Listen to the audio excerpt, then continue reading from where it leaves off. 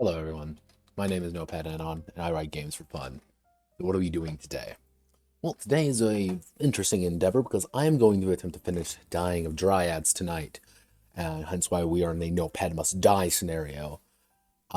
Will it be able to be done tonight? Yes, that's pretty much a guarantee. There's actually not that much to do. I meant to stream yesterday, however, Notepad got shit-faced, and when Notepad gets shit-faced, he gets very mad and very angry and very sad all at the same time. So he was not in the right mind. But what happened last time is I added some more styles, kept everything, added more Rigura artwork because Rigura is a great artist. Added in some little side notes when it comes to things. We scroll up a little bit. A lot of fix some notes. I also added a few things like winded, more fatigue. Added in a few different ones throughout just to make sure everything works. I think it was where is it? So I put in winded. Oh yeah, and a slave to desire.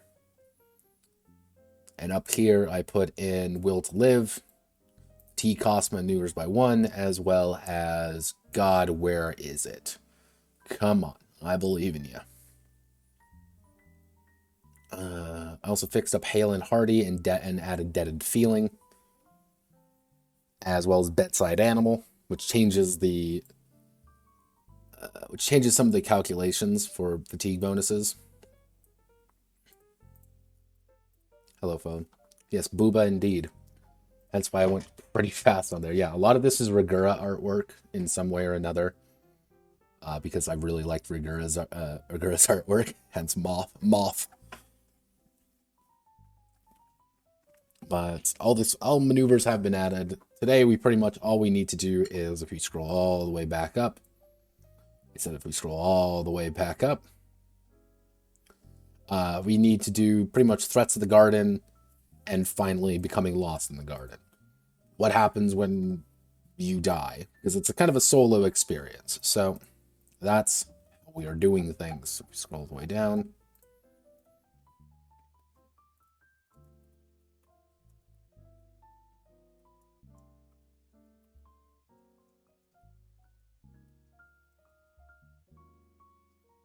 Now, one thing I've noticed is that good old Song of Swords does not think to add any notes on how to make characters.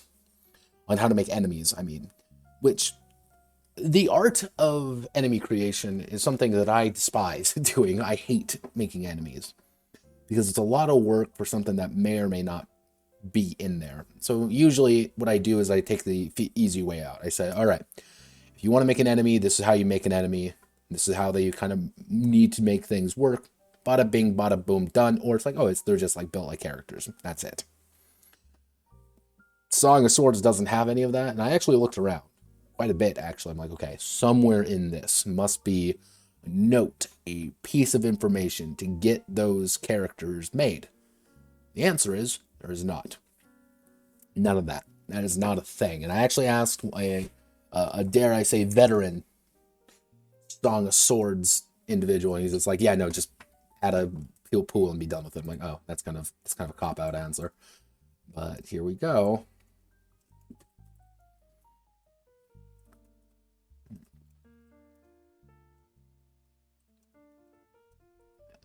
They are numeric. Large number of these wandering souls, themselves condemned into the prison, into the prison of the Gardenscape. Is Gardenscape a word?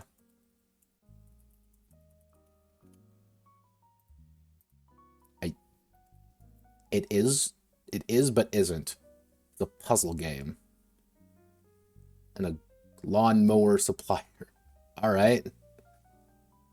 I'm gonna use it though, because it's kind of a name that works. I like it. Gardenscape. You kind of get the idea when someone says, oh, it's the Gardenscape. It's like the landscape, except the garden. Uh,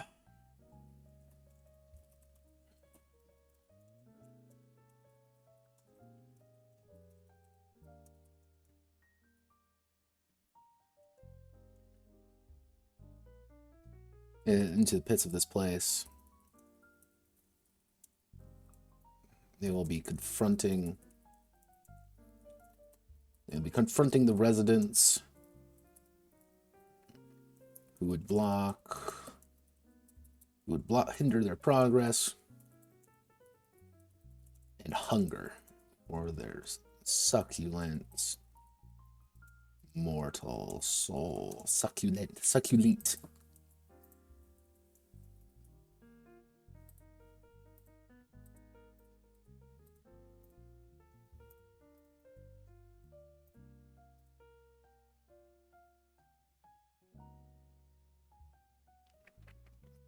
Yeah, no, it's how I actually plan on doing it is I'm going to assign literally here are some parts.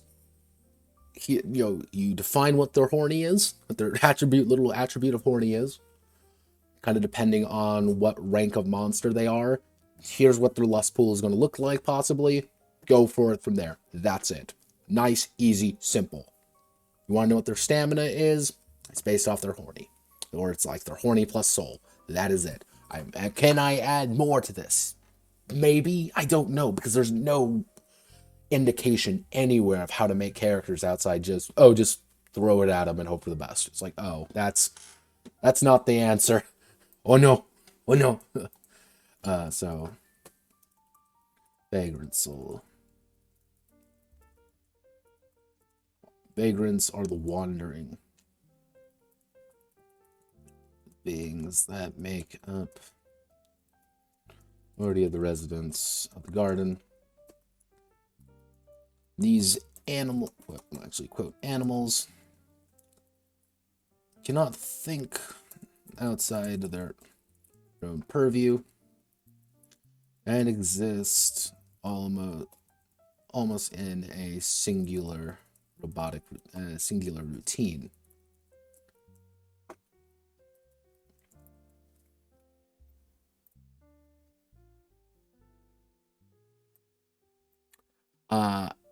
I got,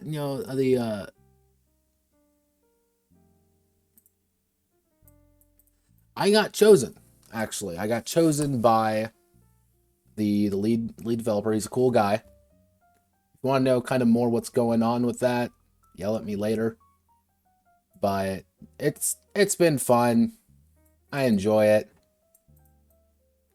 I got chosen because apparently they like me. One of them's actually in the chat here. One of the people there. So they're good people. They're fine. I get frustrated easily sometimes though. Gam design.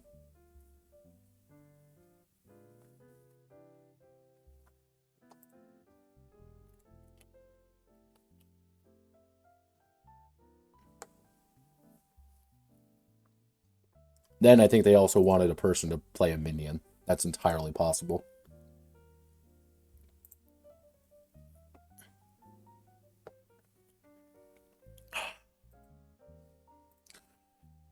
Nothing outside their own purview and exists almost in a singular routine, repeating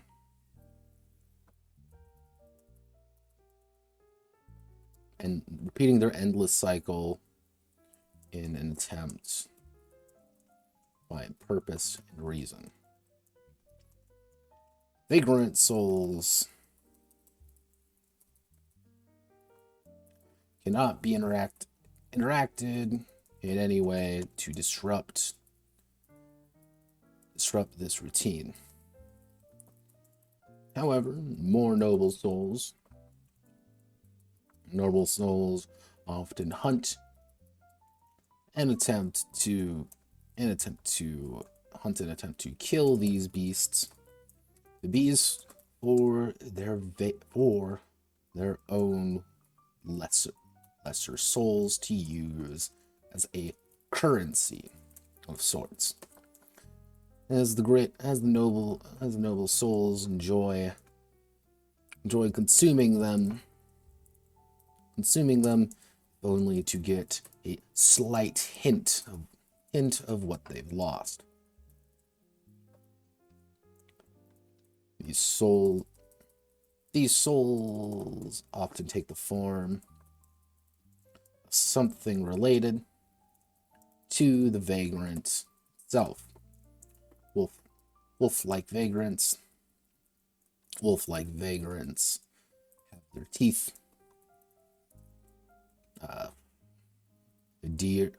Deer-like have antlers,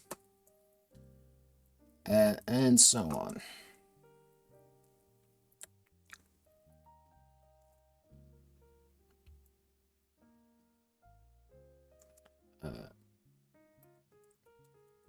If the wanderer wishes to harvest souls, harvest their vagrant souls, then a simple skill check is often all that is required to deal with the threat. However, an angered vagrant can act in self-defense as long as it is in its purview to do as such. And effectively what this means, like what a vagrant soul is an individual that's everything's on autopilot. They don't really exist even as thinking entities. They say, I am a wolf. My entire life is focused around that key idea of a wolf. What do wolves do? Wolves run around and they hunt lesser things. We work as a pack. We do wolf stuff. Like, okay, you're doing wolf stuff. However, do wolves talk? No, of course they don't talk. Do wolves, fight other wolves? Well, yeah, of course. But do wolves fight bears? No.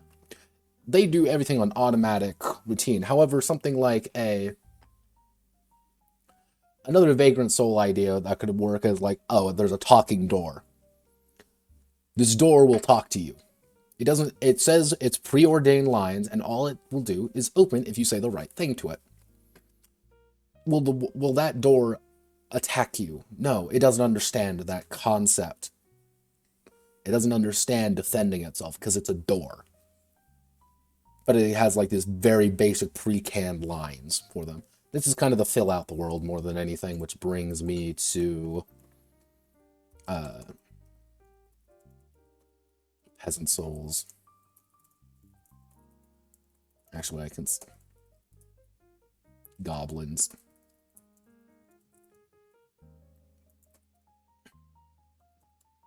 Common fact among the gardens, small, mischievous creatures. Creatures that contrast the beauty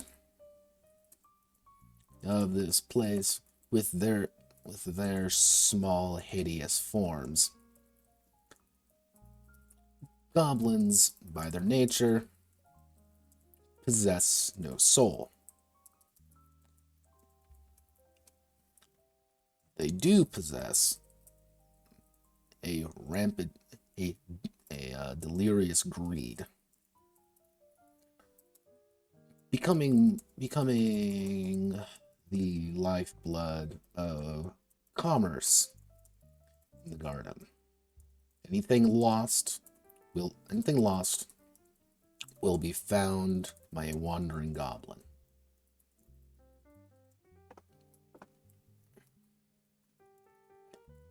And be sold off to anyone with great souls in exchange.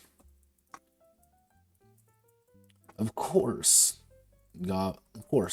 goblins also love things from outside the garden,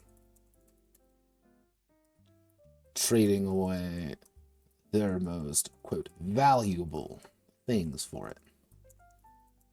This includes small parts of the wanderer's soul, wanderer's own soul. everything price. Everything can be sold.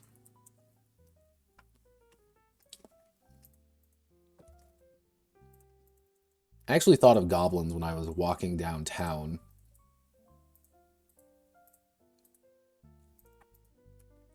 This is a weird story of how I came up with these guys, but I was walking downtown.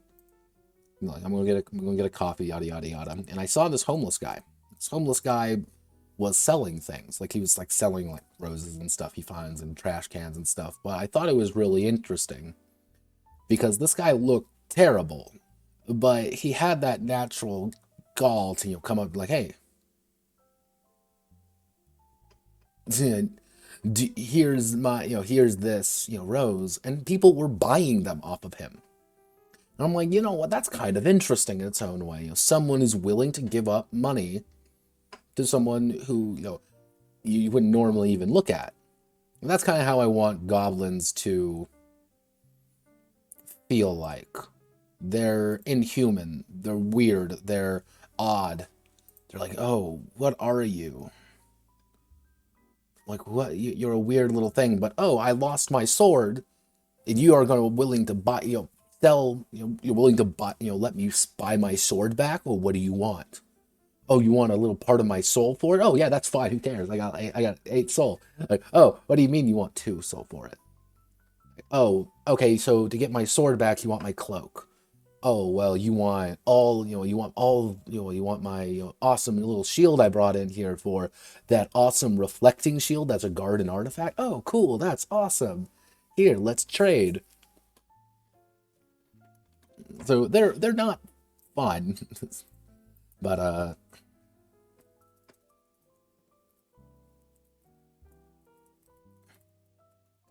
delirious wanders wander themselves. A delirious wanderer is an individual on the brink of madness. Their soul has been chipped away. They are on a single-minded quest to find their Dryad.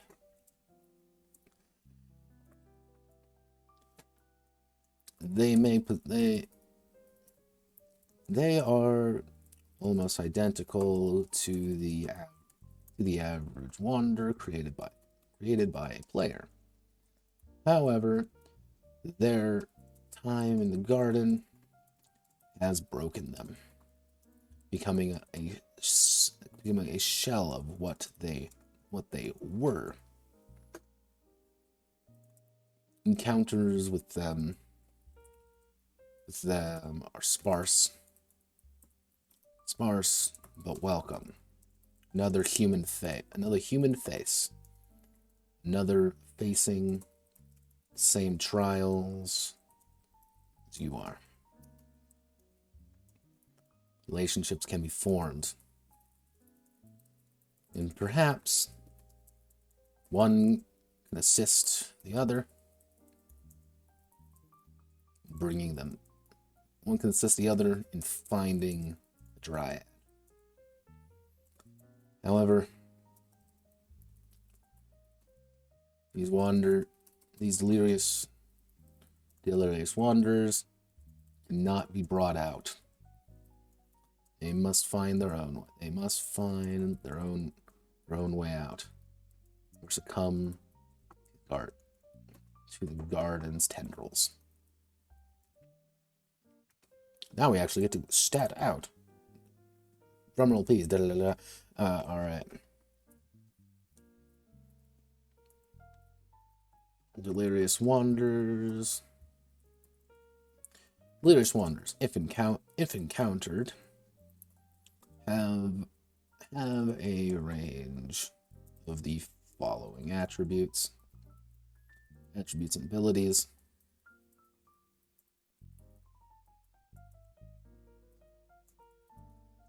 So it would be horny is going to be from 1 to 6. They're going to have a pretty big range of what their potential horny is going to be, but they're less pool. And their soul is going to be 1 to 3. And their lust pool is going to be their HRY times their soul. Actually, it'll be HRY plus soul. And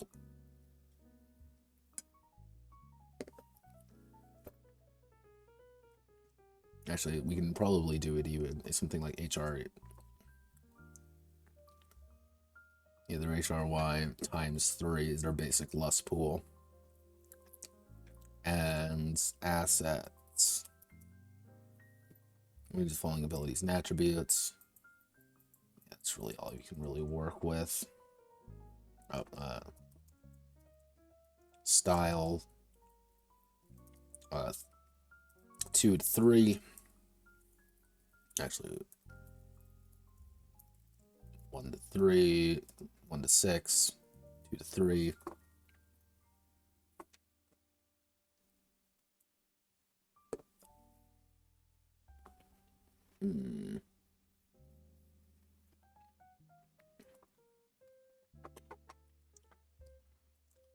Literally, this one also may possess garden artifacts, garden artifacts, various lesser souls, various vagrant souls, or even a few of their own assets remaining.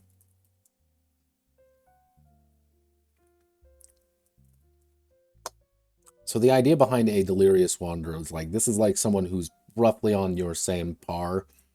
Like they're a little bit weird, like they're a little bit out of the, out there. Like there's someone who, when you encounter them, it's like, okay, this is what's going to happen to me if I keep fucking up.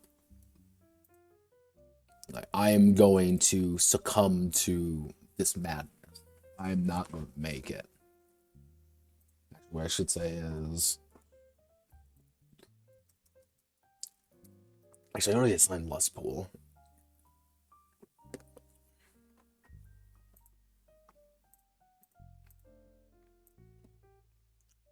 Yeah. So now we need to do noble souls. The residents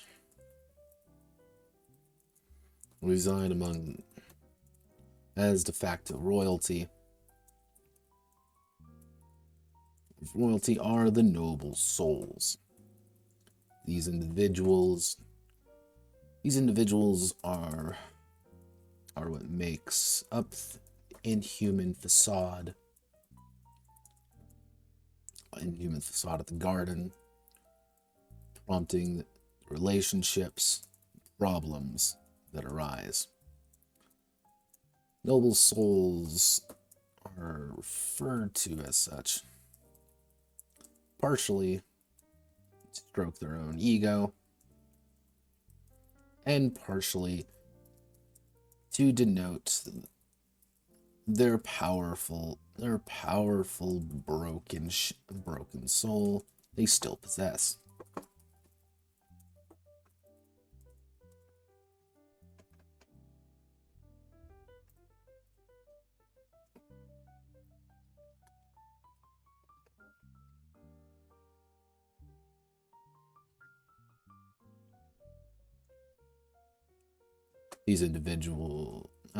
These residents may appear human in looks, but various body parts find themselves edited, terrifying to witness.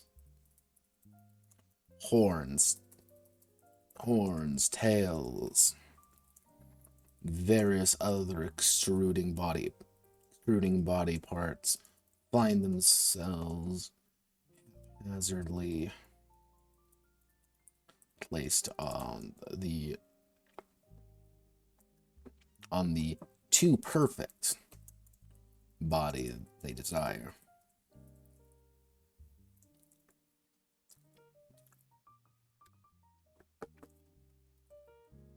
Encounters with noble souls are the most common of encounter of named encounters, as they are the main connoisseurs. How the fuck do you spell that? God damn it, France.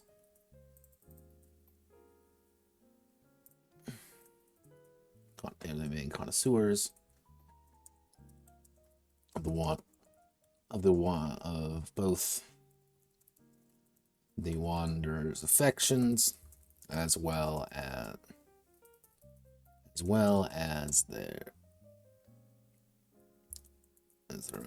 their soul.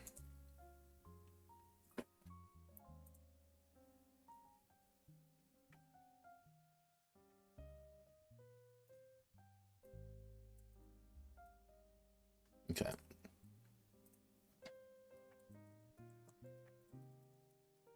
Noble soul, if encountered, has range of the following attributes, abilities.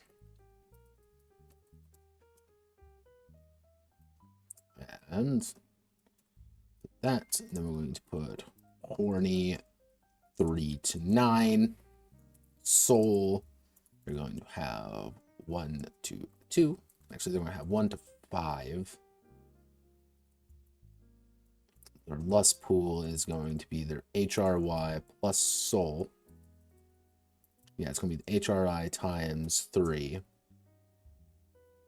Style, they're going to have 2 to 3. Actually, they're going to have 3. And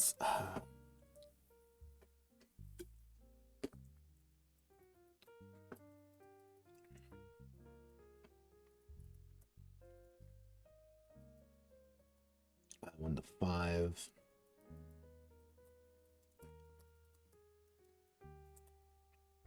However, due to the weakened nature of their soul, they only account for 3 fatigue per soul,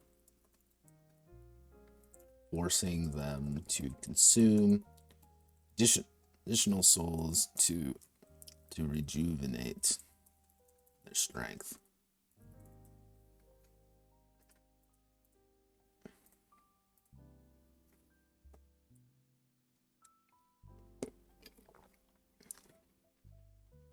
I can kind of see that. No, it's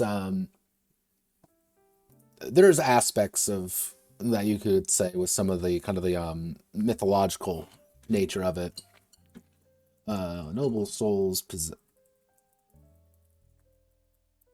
artifacts as well, garden artifacts as well as vagrant souls for trade and use.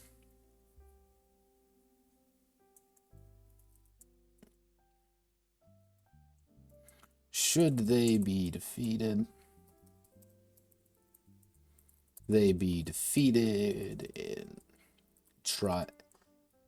in an encounter, they will grant the wanderer single aspects, a small part of their noble soul,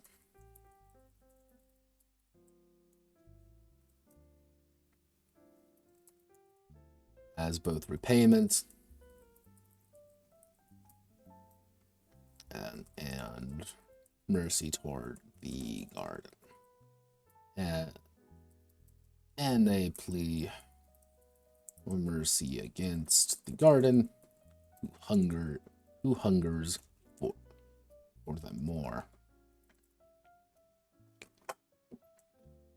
So noble souls are like if you want to create, like, I am going to make a very basic character. Like, I want to make an individual. So so if I were to make, so I want to make, let's say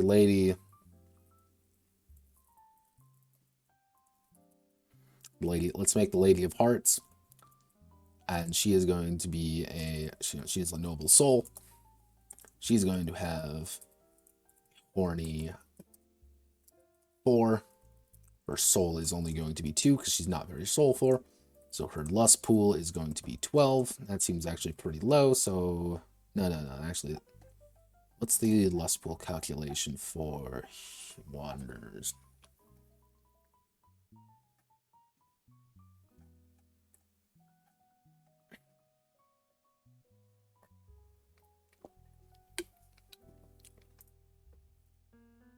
Actually, no, they wouldn't have that much. It's ADR plus current style plus miscellaneous bonuses. You wouldn't actually have that much to your LP. So I think that works. So, and we're going to do style. She's going to have Gorgon 2 and Minotaur 1. She likes taking control a little bit, but she doesn't actually like to seize control. She wants to burn you out. She's going to have, as such, since she's 4, so we're going to say,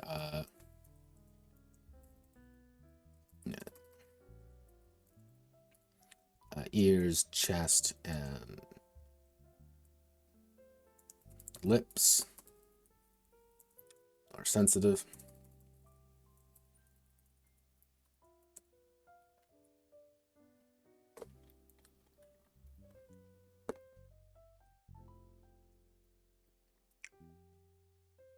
Yep. They just get a slight, that's what she is. I want to make one. Like, this is who she is. And Lady of Hearts, you want to describe her as,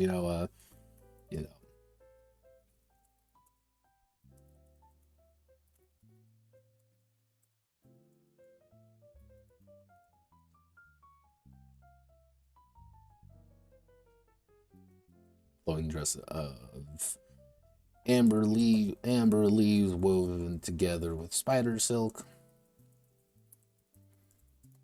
Lady of Hearts is a beacon, love, and affection. Love and affection in the garden. However, with inhuman eyes, with pupils of hearts, of beating hearts, her ravenous hunger has claimed many already, whose partial statues and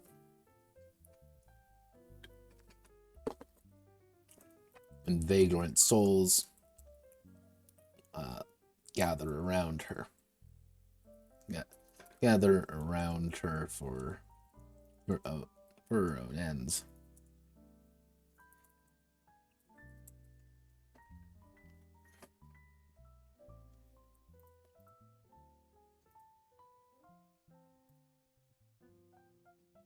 Oh my god, it's a fucking Washburn. My god damn it.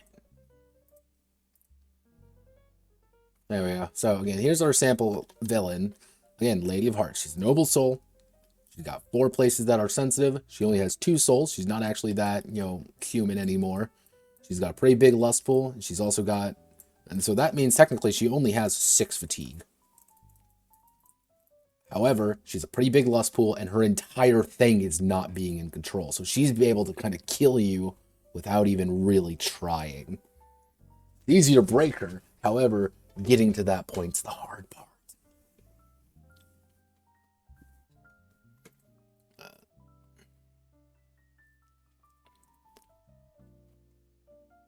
Actually, what I should do is put a side note. So, actually, what I'm going to do, put a side note.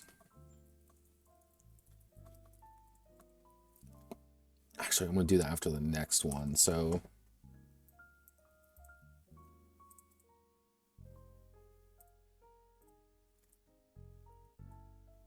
what I have to do is an example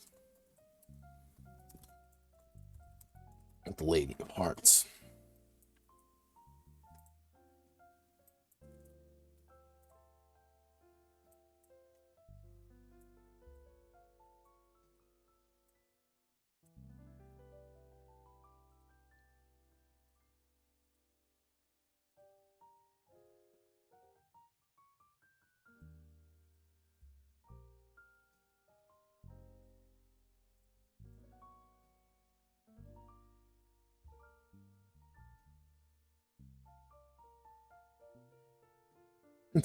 That's the secret all along, Salmon. You discovered my nasty little secret. This was all safe sex ad.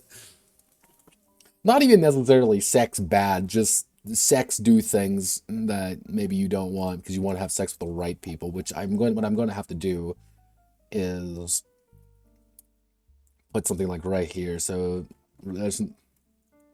Residence of the Garden is put something right here. I'm going to do that after the next bit, which is effectively going to be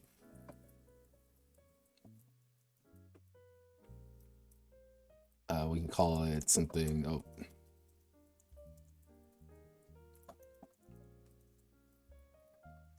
ties that bind, relationships. Because the thing is, you want to like people. People are good. You want to, you want to sex up people that are, you think are going to be actually good people to you, and like, oh hey, I want to help this guy, so like maybe I'm going to let him win. He's going to be able to take things from, he's going to be able to take things from me effectively. Be like, all right, let's give you a little bit more room to maneuver.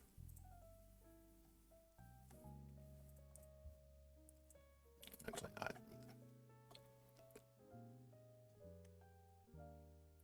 let's actually bump their soul up to 10.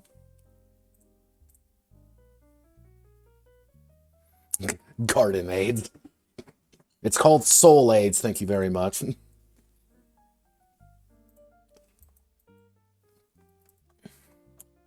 Well, I mean, it's literally just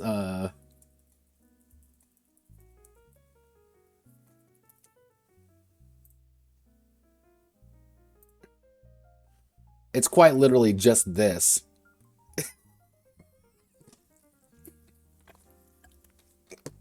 Congratulations, you have solved the entirety of what this game is. Wow, I really should stick my penis in there. However, honestly, I should have put that in the corner of this entire thing and just put it like right here where this is. All right. Now we have to do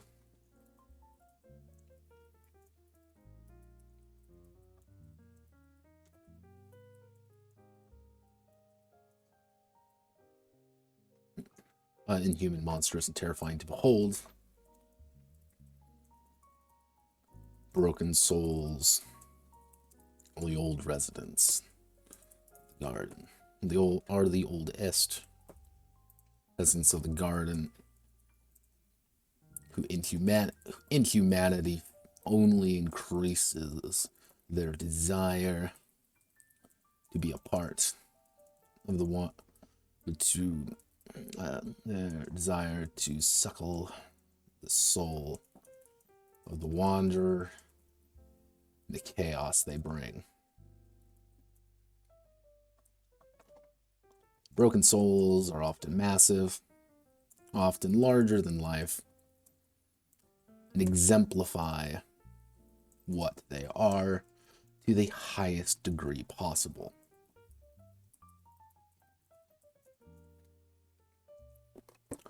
A nightly broken soul, nightly broken one, and be a shining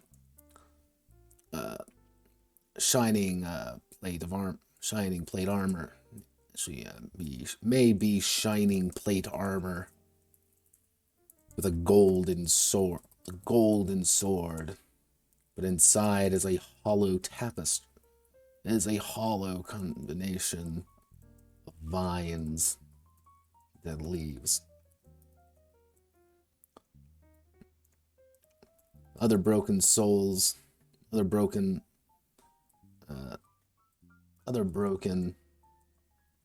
still cling to relatively mortal form, to relatively normal forms. But their animalistic and inhuman natures show themselves regularly. When encountering a broken soul, it should be monstrous, horrifying, but still alluring to those willing to give them a chance. Two-headed beasts of men,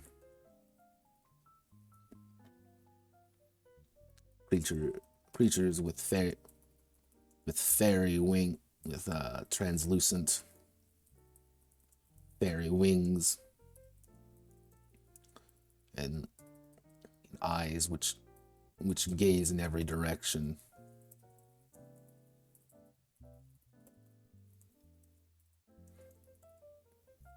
What would be some other creepy ass things that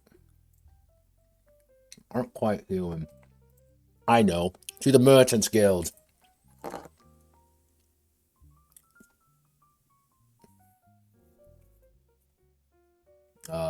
Seen a lot of moths. Seen a lot of moths. Oh, nope, there it is. There it is. Okay, I got it.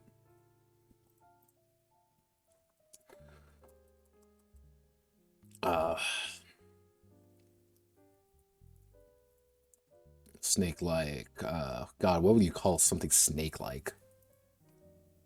A coily, a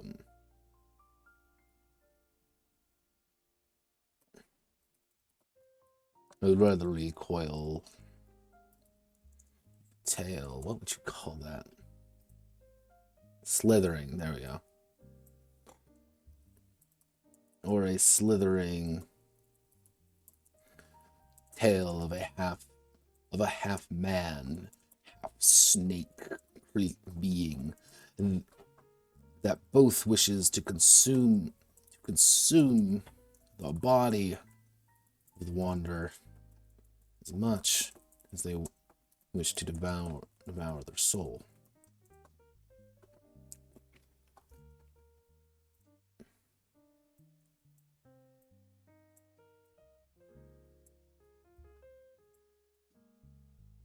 This is where tetrophilia comes in.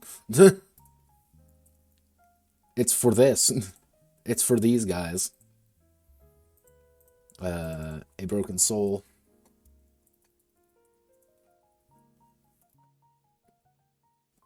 They're going to have a shorter range, but they're going to have a higher range. Range is going to be pretty high. Soul is going to be on average a little bit higher, ironically enough, but again, slower. Let's see, soul. There are advantages that they get that. They get more, and they get more style.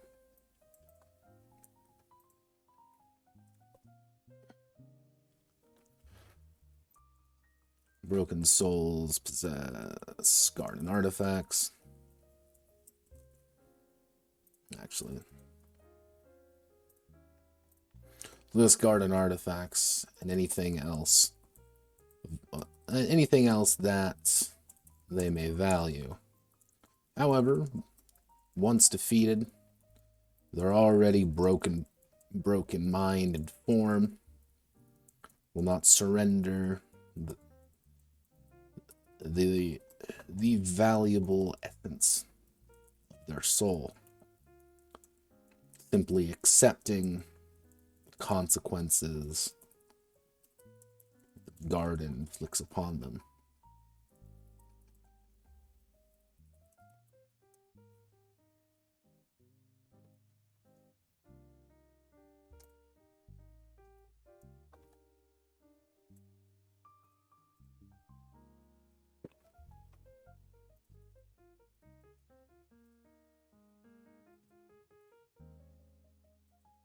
Inhuman, monstrous, terrifying.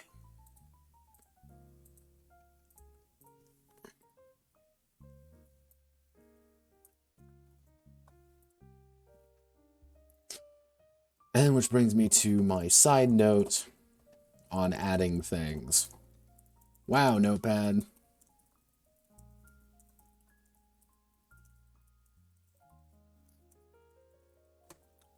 Wow, Notepad, these rules kind of suck for enemies. I agree. A Song of Swords does not... well, to this kind of enemy design, where a majority of SOS assumes relatively balanced encounters against relatively human opponents.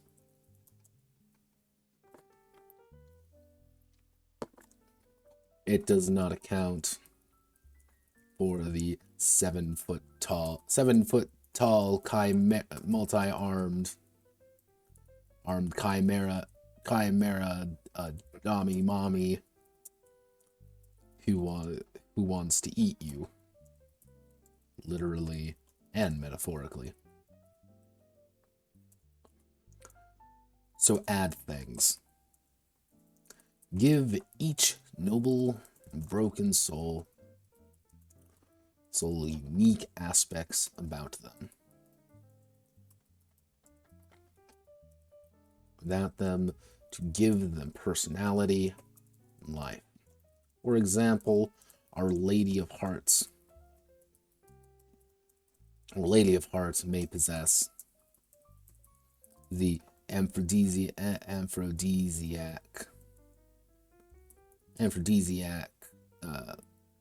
quality,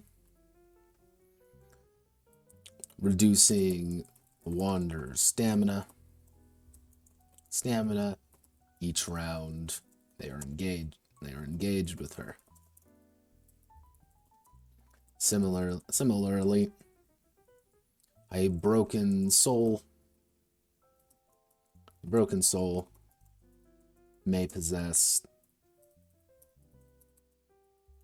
exterior weird limbs that don't apply.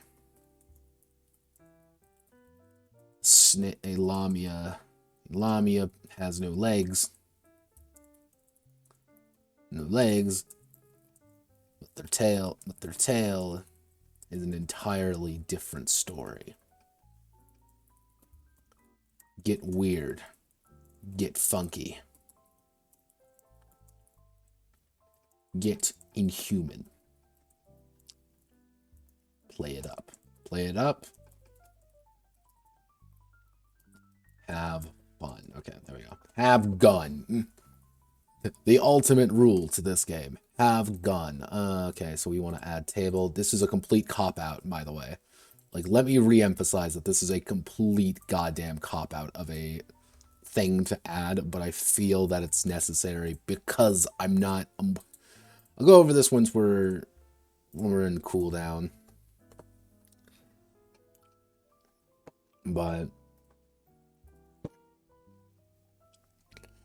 okay, so we've got all of these. So what I need to do is like ties that bind.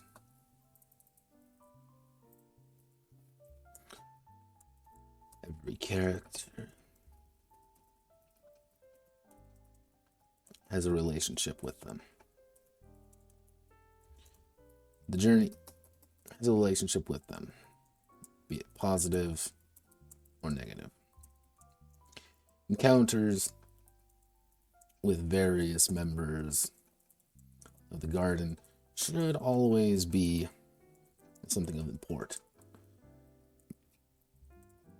With no individual being secondary to the wanderer's plight.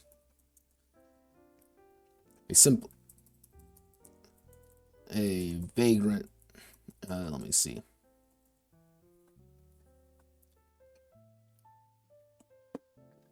What do I want to say? Noble soul noble soul will be seen again and again throughout the story, unless they are fully killed by devouring their soul, or having simply be consumed by the very garden they inhabit.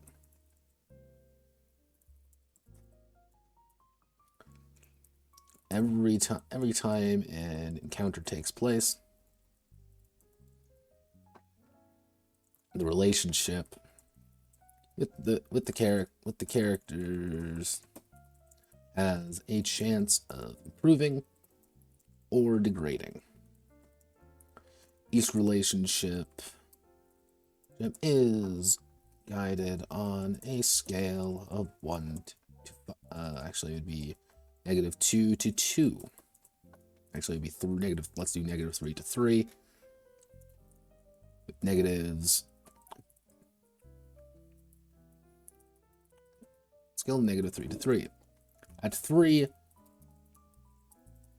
the character is considered to be in love with the Wanderer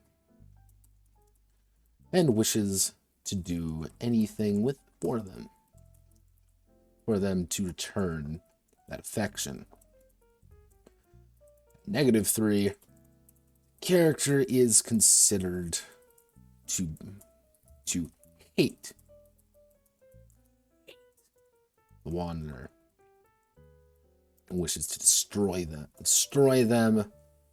simply consume them.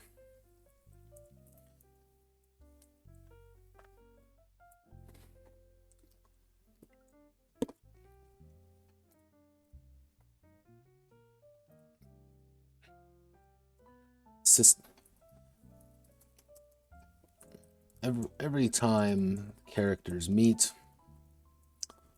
the relationship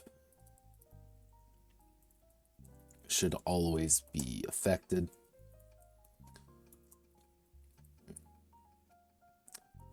And at the end of the story, and should always be affected. By the end, actually what I should say, the Wanderer,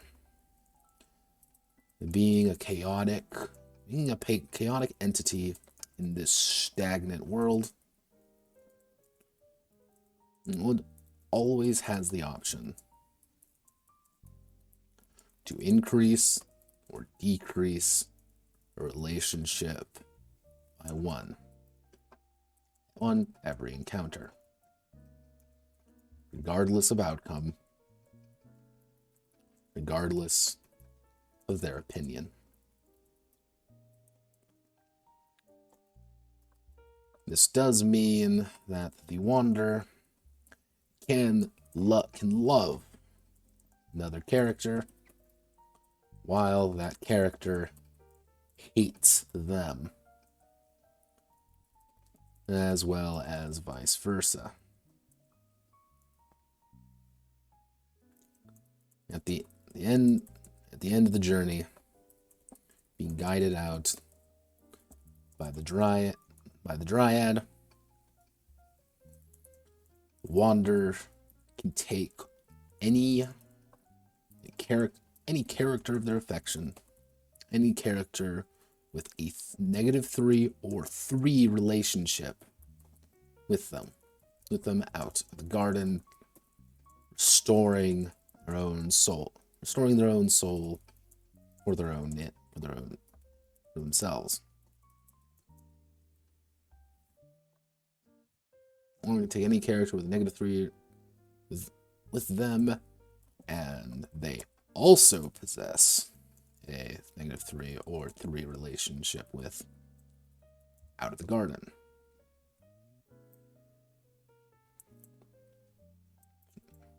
Restoring their own soul for now. So the idea behind this system is fairly simple. It's to keep track of your relationships with people, as well as determine kind of how the end works. because you're always increasing as well as decreasing the various relationships. So let's take our one example here, the Lady of Hearts. Let's say throughout the entire game, this entire game of you and, you know, you're getting GM, you're going through this, and you are, ow, Jesus, ow, crap, fuck, and you are encountering, you know, the Lady of Hearts every now and again. You've slept with her a few times. Sometimes it's a positive experience. Sometimes she tries to eat you. You know, average things. Average relationship. You know, hashtag average relationships. Am I right, lads? However, by the end, you found your Dryad. You're trying to get out. You encounter her at the end. Now, you love her. At the end, you have boosted your relationship with up to a 3. She hates you because you won't let her eat. You won't let her eat you. So she's at a -3.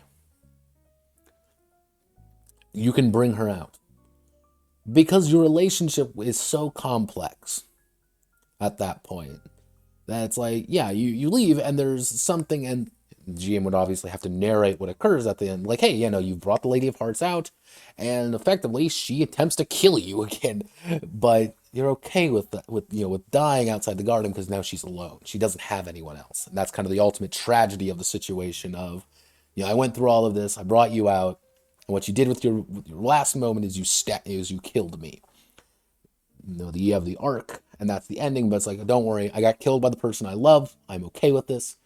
And now you are alone because you hated me that much. Now you don't have anyone in this wild world. You still have your soul. You now are scared, sad, and all that other jazz. However, if you find, you know, in love and all that jazz, that's great. Play the story you want to play. You don't want to drag out Lady of Hearts. You always have the option of saying, no, I do not want to drag any of the people out of the garden. I'm going to leave on my own. I'm going to have the stag ending. The, you know, fuck you, fuck this, fuck everything. I'm doing me. Me, no one else. Yeah, that's the one thing I actually respected about Catherine, that game. Because there were technically 3 endings. 6 endings, I think, but three distinct ones. You had your girlfriend, Catherine, the succubus, Catherine, as well as the fuck all y'all, I'm doing my own thing ending, which I loved because it's not like a, oh, ha ha ha, you don't like anyone, Lamau loser. No, it's like a legitimate, like, yeah, no, I'm doing my own thing. You are both cancerous to my well-being and my happiness. I'm doing my own thing. I always respected that about Catherine because you don't have to add that in with games like this. So it's like, yeah, you do have the option to say, no, I don't want to go to space. Fuck you. Which is the ending of which is my favorite ending of Catherine. I still need to play full body though. Okay, so we've got all our broken souls. We've got our relationships.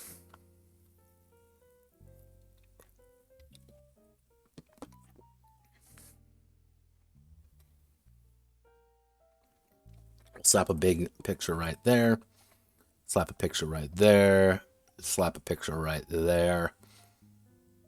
I even have like the perfect one to go here too for Broken Souls. It's gonna be more rigorous artwork because I have no sense of right or wrong. Okay, so let's go all the way up. Now we get to do Becoming Lost in the Garden, which is going to be fairly simple, which is becoming lost in the garden.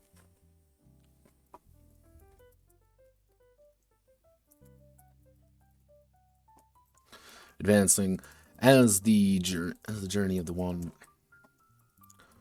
continues, they will amass souls of both their enemies and their loved ones. Souls are a manifestation that individuals' power and self-actualization. Consuming them in the garden allows the wanderer to improve physical, mental,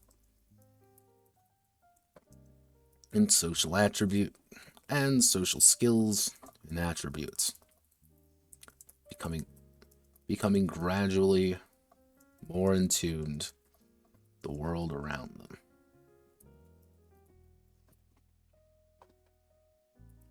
So the conversion rate is 25 vagrant souls equal 1 greater soul, and 1 greater soul. And everything's going to be measured out of greater souls or GSs.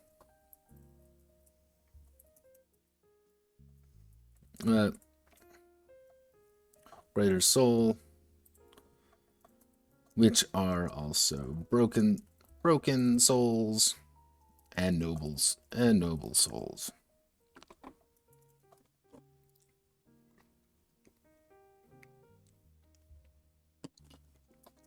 What we need to do is we need to go to creating a wander.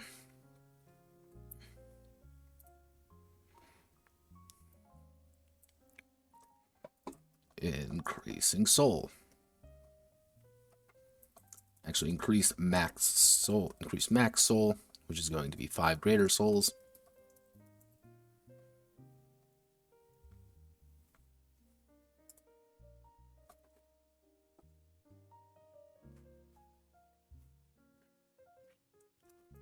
Restoring soul. All it takes is 2 greater. It takes 2 greater souls.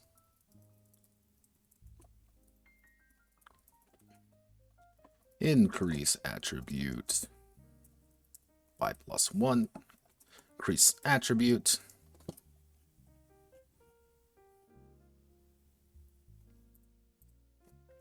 As PCP chart dictates. Chart dictates. Greater souls. So you're not really going to be increasing these up really high. So if you're at 3, you need 3 greater souls to get up to a 4, but that also changes up all the numbers. So increasing attributes, not as common. Actually, yeah, equal to, yeah, that works. Or what can do? Increased attribute equal to the next level of the attribute. I will put footnote. If I have a 5, if I have a 5 in my wit, to increase it to 6, I need 6 greater souls.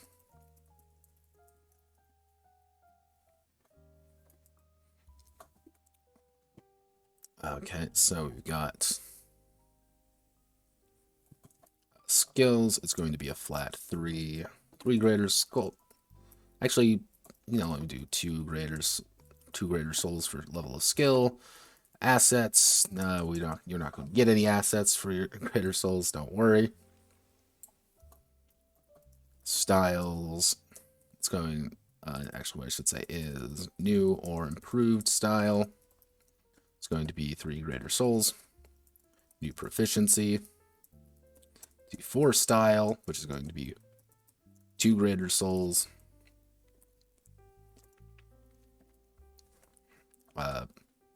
Buying off or buying new boons. Cost in greater souls. Buying off banes. Cost in greater souls +2.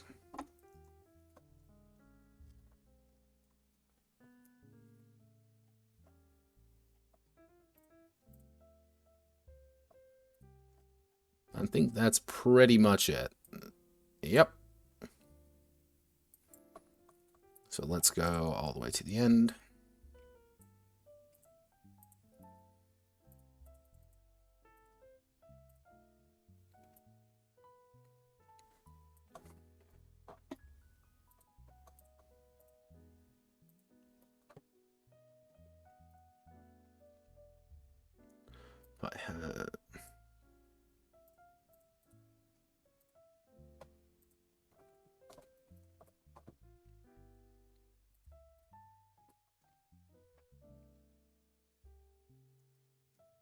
can also greater souls can also be acquired. Okay, so greater souls can also be acquired by having a deep relationship with residents of the garden, as they share a small part of themselves with Wander.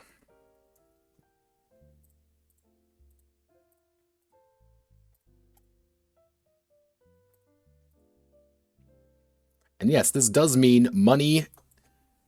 God, am I making it so money does technically equal experience? Yes. I don't think I meant to do this, but we're doing it now, everyone.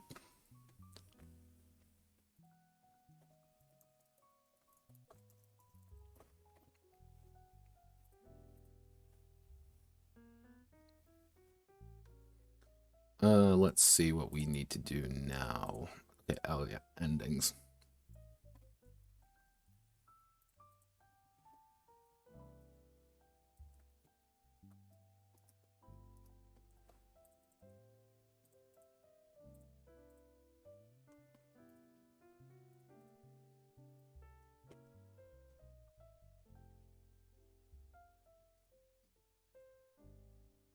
Every journey has its end.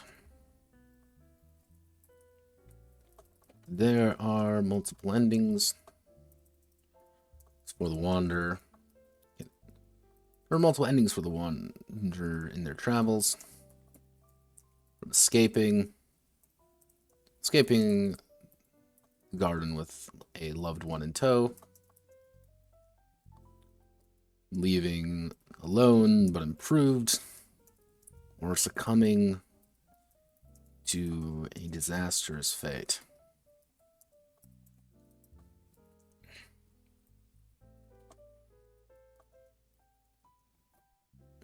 When approaching the end, and remember what the Wanderer was truly seeking.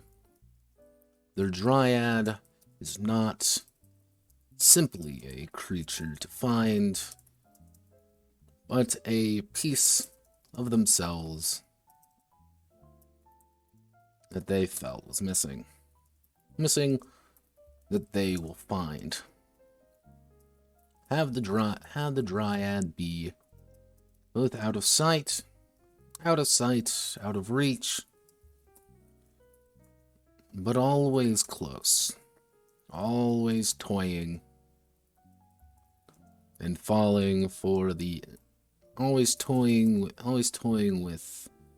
the Wanderer, for them to discover what they truly are seeking. Succumbing, should a Wanderer lose all of their soul, and no loved one or other creature are willing to assist.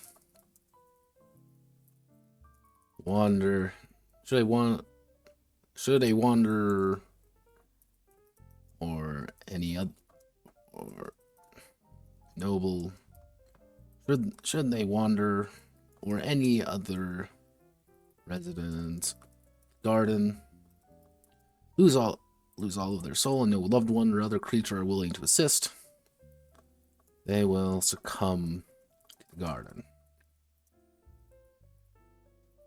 They will generate further in their from their form and merge deeper with the garden itself. Noble souls become broken.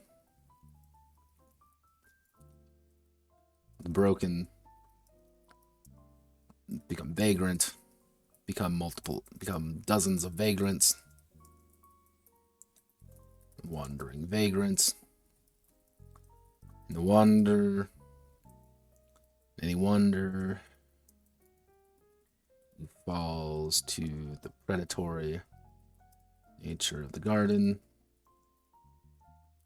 Will become another fixture.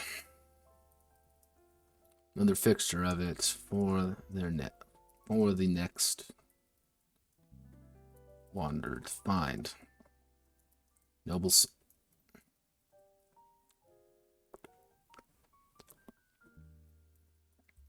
Journey well. Journey safe.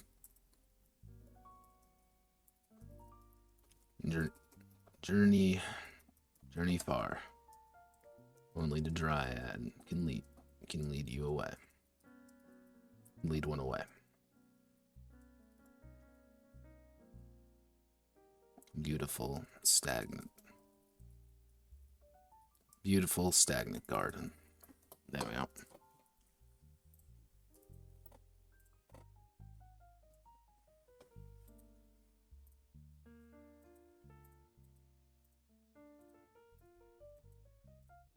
All right.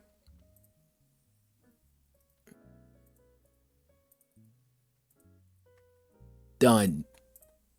We are done. Jesus fucking Christ. We are fucking done. 45 pages. 9,800 words. But we are done. Now,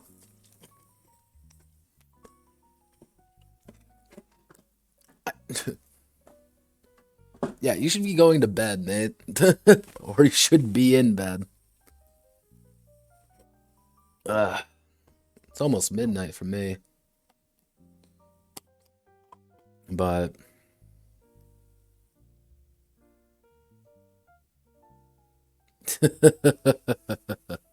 thank you for sticking around. Don't worry, I'll be short. I didn't think it would take this long, to be honest. But overall, Dying of Dryads was an interesting affair. I think the ultimate thing with Dying is that it was attempting to do something with a system that did not require it, that did not accommodate for what was being asked. It was a circular peg trying to go into a much too small square hole, and I had to fit things around and accommodate and do things that that the system is not designed for. To hit it with a hammer in an attempt to make it work, to beat it into shape. And I think it suffered for it. You know, even looking here, you know, the Song of Swords hack. I think if I dropped the Song of Swords aspects, I think if I didn't put in that detailed, quote, combat system, end quote, I think the game would be a lightweight, simple narrative experience for people who want to do weird, kinky shit. But that's not what was requested of me, now was it? No, what was requested of me was to make a Song of Swords hack, a lewd Song of Swords hack, and I did. Is it flawless? No. And I'll be the first one to admit that. It has its issues. And I'm going to have the commissioner look over everything to make sure they like it. But I feel, though, there are parts of this game that I enjoy. That it was weird writing, that I found myself immediately drawn to. And it's like, you know what? This, you know, the dice pool system with target numbers and rolled successes. I like it. It works. I might use it for something else because there's that nice, satisfying amount of that little crunch of the cracker. You know, it's there and it's done. And I like it. You know, the PCP system, I've lifted that almost wholesale from Song of Swords, but I like that idea of like kind of designing your character that way. I like the boons and the banes. I like everything I did with the game. I feel, though, and probably you can tell by, you know, the stream, by the VODs when these get uploaded, every time I was getting into it, I'd be reminded, don't forget this is a Song of Swords hack. And I feel that's kind of what dragged it down, for me anyway. It was every step that I enjoyed, there was the other step of I'm not enjoying this as much because it's a Song of Swords hack. Given infinite time and infinite resources, I would probably do something completely different with this concept. But this concept, the garden and all that, that wasn't really formed. That was my own ideas that kind of came to life. And I was like, all right, here's an idea. Let's get a simple, complex thing in my mind to get across further ideas. And I think it works. I actually enjoy this little setting I've made on accident. Because there's stories you can tell with it. There's weird shit you can do in it.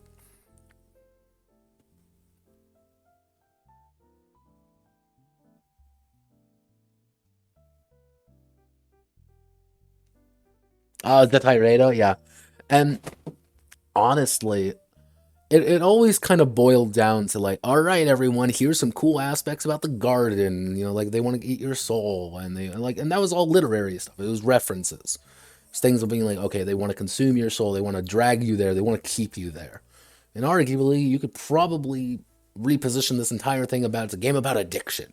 Or something like you're always addicted to something. Always try to drag you back in. You can try to save yourself and save someone else, but you can't save everyone.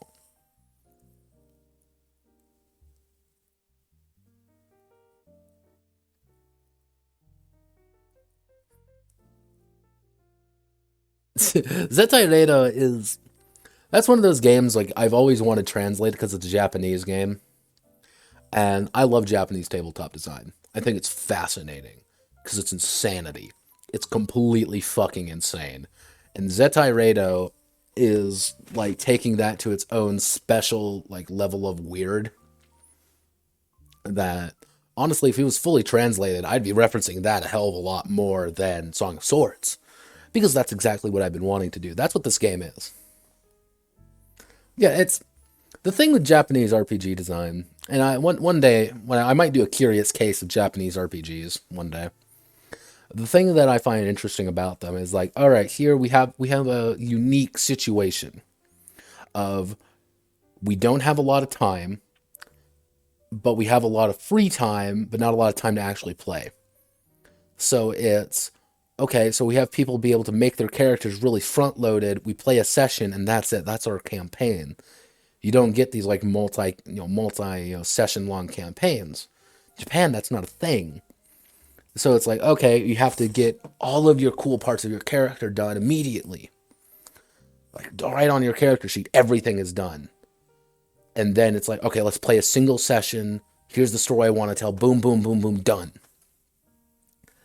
And it's really interesting kind of the design decisions that go into it. You get things like Golden Sky Stories, which has no dice and everything's just a magic resource, but it's supposed to be like this cutesy, fucking Studio Ghibli, the tabletop game, and it works because it plays into that theme so heavily, and every part of your character feels like a Ghibli movie, like a Ghibli character.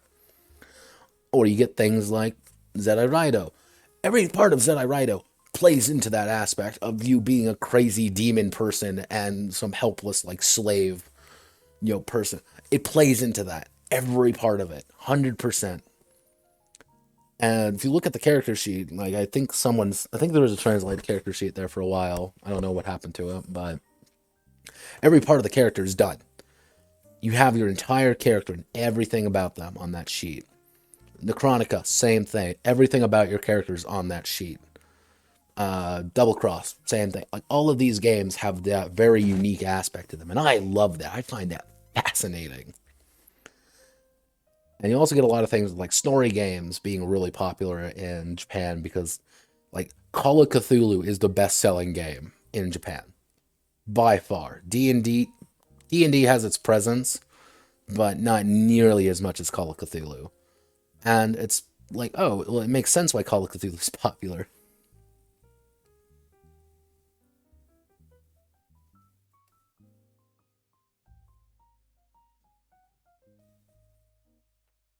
I never said it was good. I simply said that it's interesting. Yeah, it's Japan has a very weird thing with children. Let's not beat around the bush here. But it's interesting. isn't it? Just everything about it from a design perspective. But it's always hard to kind of pitch some of these games to people, being like, guys, let's play Necronica. Being this like, all right, what's the game about? Undead lollies. It's about what? It's about what, Notepad? It's about undead lollies. It's about undead fucking lollies, everyone. They're like, we don't want to play anymore. But it's like, it's so it's fascinating. It's so cool. I love Necronica because it's such a weird setting. It's such a weird game. And honestly, if you were to pitch someone like, all right, guys, we're playing a game. Like, all right, what game are we playing? Okay, it's called like Necronomicon or something. Like, all right, what's it about? Okay, you're all undead. The world ended a long time ago, and you're all undead, and you've been resurrected, but you have a little part of your mind in there still.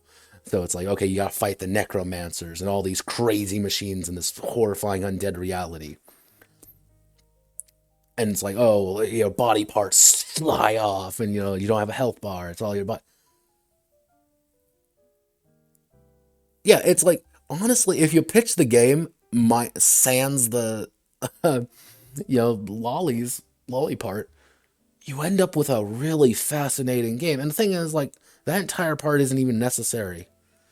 It really isn't. But that he put it in there as a method to get people to talk about it, and it worked. There's a reason Necronica got a full translation here. There's a reason why Necronica has such a weird cult following, is because it's weird. And people looked at it and said, "Oh, this is really funky. I gotta look at it. I gotta see it."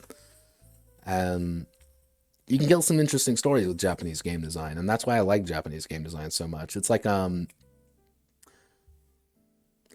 probably you would know because you're from deeper east, but like Polish game design is also really interesting because the Poles fucking love their realism. If you can find a lot of tabletop games that the Poles pump out, they're all hyper realistic, and it's like, what the fuck? And the hacks they pump out, yeah, all of these like really like deep, crunchy, realistic systems, and it's fascinating of like why that's that way.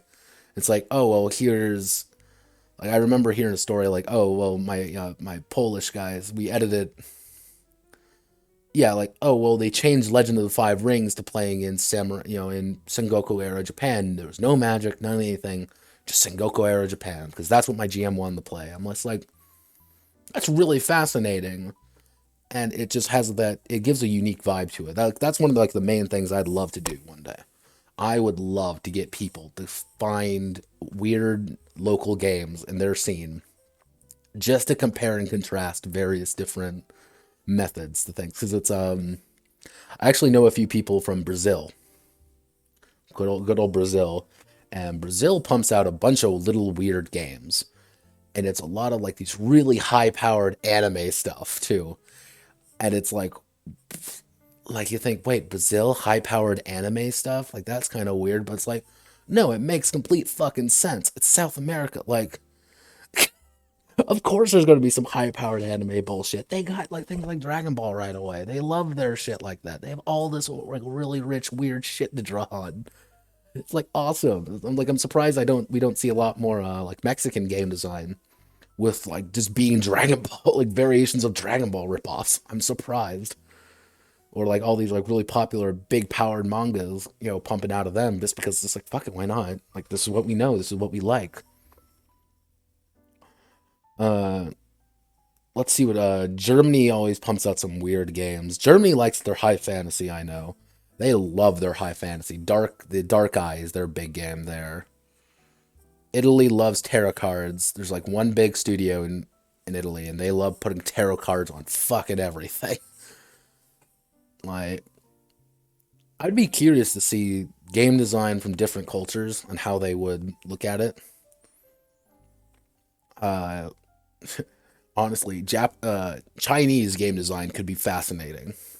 I would say more the other, China 2 Island Bound rather than China the Mainland Edition.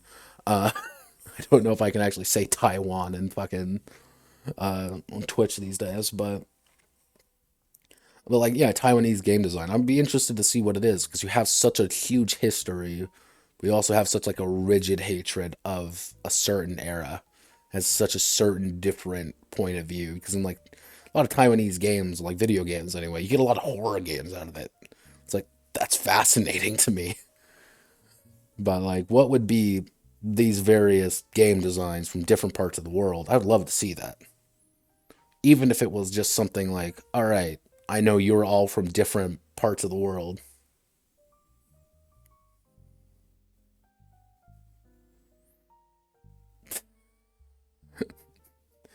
Yeah, pretty much. Don't worry, everyone. Here's Israeli game design. What do you mean it's about the chosen people? I can make these jokes. But it would be interesting. I'd love to see it. Just to say, like, oh, what would Chinese game design look like? What would South Korean game design look like? Because you have that really westernized influence in South Korea, but you also have their own distinct look on things. Maybe another weird one. Indian game design. That could be fascinating. Because India is so big with so many different little cultures in it. But there's a lot of things that I would like to see, and they exist probably. I would not be surprised if there's some Indian guy, some Indian kid, no older than you or me, in his mid 20s or something, sitting in Delhi with his friends, being like, guys, I made the greatest tabletop game. We're gonna play Elephants and Rajas. Guys, we can do this. And like that could be interesting. It has a completely different point of view than other countries' design work. But this is now Notepad rambling. So I'm gonna sign off for tonight. Godspeed. Good luck to everyone. Tomorrow we will be going over various different things. Probably it'll be just me setting everything up for the future. I'll probably be asking for the next commission project, which is going to be a really weird commission. Really weird. I don't know about that one yet, but I'll see how everything works on it. But good night. Have a nice night. Sleep tight and all those various other words. Also, everything here should be uploaded to the YouTube channel next week sometime. Don't believe in me when I say these things because I'm very lazy, but yeah. And also, if you ever have any questions, do not hesitate to ask. I am always available. I am